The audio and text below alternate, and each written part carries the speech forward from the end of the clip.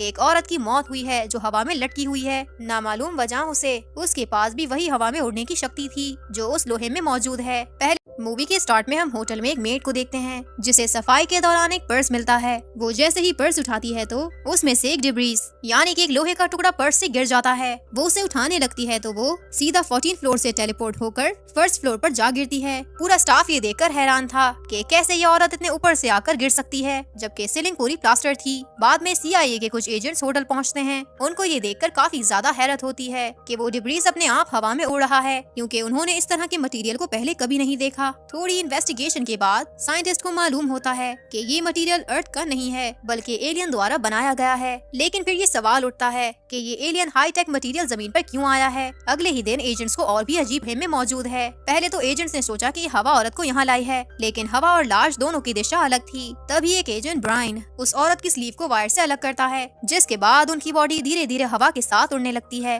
वो बॉडी को फॉलो करके एक छोटे से टीले के पास पहुँचते हैं और उन्हें हैरत होती है कि यहाँ और भी बॉडीज हैं और सारी बॉडीज एक साथ घूम रही हैं, जैसे यहाँ कोई खास मैग्नेटिक फील्ड हो। वो जांच पड़ताल के लिए एक लाश को लैब में ले आते हैं और उन्हें मालूम होता है कि इन बॉडीज के ब्रेन सेल्स अभी भी काम कर रहे हैं, लेकिन उनकी दिल की धड़कन नहीं चल रही और सांस भी नहीं आ रही। उनमें से अचानक एक मुर्दा औरत अपनी आंखें खोलती है और फिर जल्दी से बंद कर लेती है। तमाम सबूतों से ये लगता है कि ये सब उन्हीं लोहे के पीसेस से कनेक्टेड है और इस तरह के कहीं सारे डिब्रीज हो सकते हैं क्योंकि कुछ दिनों पहले एक एलियन स्पेसक्राफ्ट आसमान में गिर गया था और काफी सारे डिब्रीज जमीन पर गिर गए थे। इस एलियन टेक्नोलॉजी की जांच के लिए CIA अब अपना काम शुरू करती है और वो इसी तरह के और भी डिब्रीज की तलाश में निकल जाते हैं। उन्हें जंगल में बहुत बड़े डिब्रीज मिलते हैं। जब CIA एजेंट्स डिब्रीज को ट्रांसफर करने के लिए तैयार होते हैं तो जंगल में तो अजनबी नजर आते हैं। एजेंट्स फौरन अपनी गन निकालते हैं, इन्हें वार्न करते हैं। वो दोनों अजनबी एक एक डिब्रीज निकल लेते हैं और फिर वो फौरन गायब हो जाते हैं। वो ब्रिज के नीचे टेलीपोर्ट हो जाते हैं, लेकिन उनमें से एक उनके पिलर में टेलीपोर्ट होकर फंस चुका था। दूसरे शख्स को वो पिलर में फंसा हुआ आदमी मिलता है जो शायद अब मर चुका था,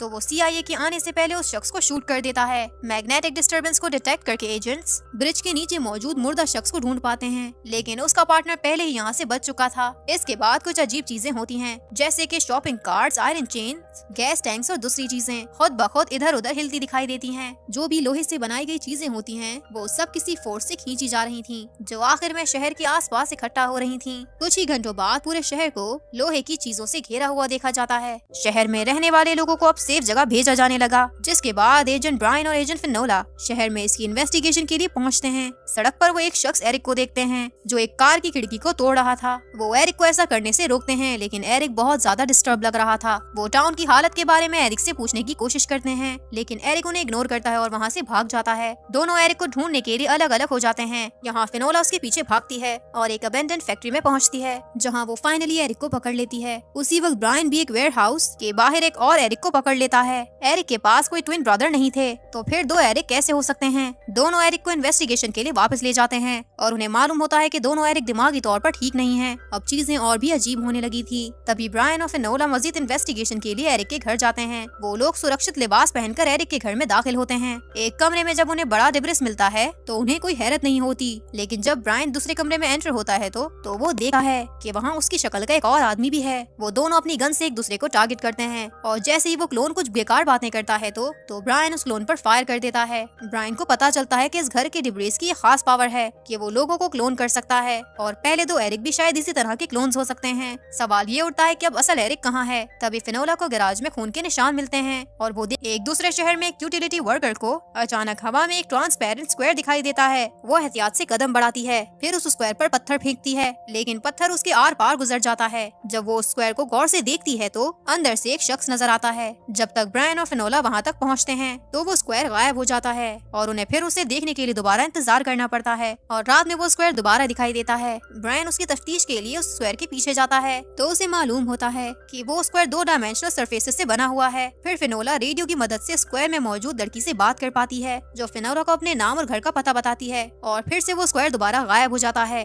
जल्द ही उन्हें लड़की की इन्फॉर्मेशन मिलती है जो कि बताती है कि लड़की का नाम निकोलस है और वो 2019 से गुम हो चुकी है। अगले ही दिन उस लड़की के डैड को बुला लिया गया था, लेकिन लड़की के फादर अपनी बेटी को जिंदा नहीं मानते। लेकिन ब्रायन उसके फादर से कहता है कि वो चलकर खुद देखें। तभी वो खुद आकर देखते हैं और फिर उन्हें स्क्वायर जैसी चीज दोबारा दिखाई देती है। तो वो निकोलस से पूछते हैं कि वो अब कहाँ है। तो निकोलस कहती है कि उसको कुछ मालूम नहीं। वो बताती है कि वो अपने वालिद को ढूंढती रही घंटों तक, फिर उसने ये स्क्वायर देखा और उसमें चली गई। सब लोग हैरान होते हैं क्योंकि निकोलस को लगता है कि उसने सिर्फ कुछ ही घंटे गुजारे हैं, जबकि हकीकत में वो 2 साल से गुम थी। उसी वक्त स्क्वायर दोबारा गायब हो जाता है। उन्हें उसको बाहर निकालने का तरीका मालूम करना होगा। मुख्तलिफ डिब्रीज को स्टडी करने के बाद उन्होंने डिब्रीज को इस्तेमाल करने का तरीका सीख लिया, जैसे कि कुर्सियों को टेलीपोर्ट करना और इसी तरह की और भी चीजें। तभी वो डिब्रीज के एक बड़े टुकड़े को स्क्वायर के पास लाते हैं और वो स्क्वायर फौरन दिखाई देने लगता है। स्क्वायर के अंदर वाले लोग वाज़ेह तौर पर नजर आते हैं और निकोलस उस स्क्वायर को हाथ से छूकर निकलने की कोशिश करती है, लेकिन ऐसा मुमकिन नहीं था। तभी CIA डिब्रीज को इस्तेमाल करके सीधा स्क्वायर के सरफेस को हिट करते वो एक चैनल खोल लेते हैं जो स्पेस तक जाती है। फिर फिनोला निकोलस के हाथ को पकड़कर उसे बाहर निकालने में कामयाब हो जाती है और वो निकोलस के साथ कुछ और लोगों को भी निकाल पाते हैं जो शायद कई सालों से इस स्क्वायर में फंसे हुए थे। इसी के साथ टीवी सीरीज डिब्रीज के पहले 3 एपिसोड यहाँ एंड हो जाते हैं। और अगर इस